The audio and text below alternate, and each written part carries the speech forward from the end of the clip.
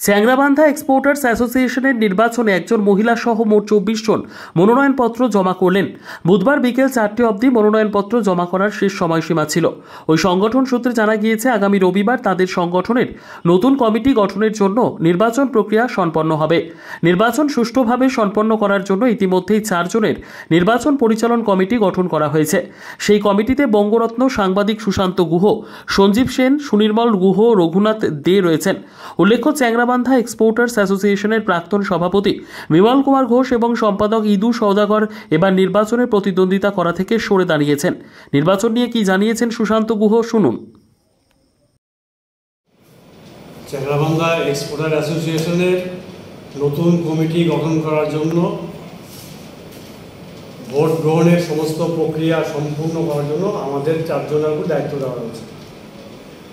Vote গ্রহণের জন্য যারা নমিনেশন সাবমিট করবে তাদের জন্য 2 দিন নির্দিষ্ট দিন ছিল, 2রা জুলাই, 3রা জুলাই। আজকে বিকেল 4টা পর্যন্ত সময় ছিল।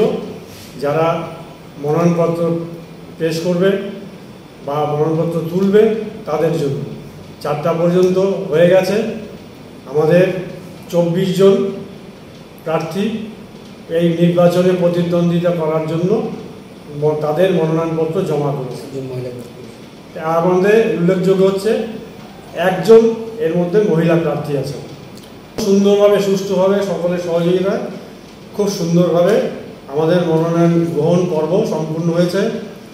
আগামীকাল স্ক্রুটিনি করা হবে, মনোনয়নপত্রগুলো পরীক্ষা করা হবে এবং আগামী রবিবার সকাল 9টা থেকে ভোট গ্রহণ পর্ব শুরু হবে অতিথি নিবাসে। দাদা, যে আগের যে সেক্রেটারি ছিল আর প্রেসিডেন্ট ছিল ইদু সওদাগর আর বিমল ঘোষ, ওরা কি আবার নমিনেশন সাবমিট করছিল? না, ওরা করে নেই।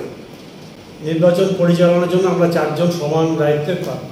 দাদা, কে কে আছেন? দাদা, আমি আছি, ও আজ মাস্টারমশাই আছেন, সুনির্মল গুহ আছে, রঘুনাথ জি আছে। দাদা,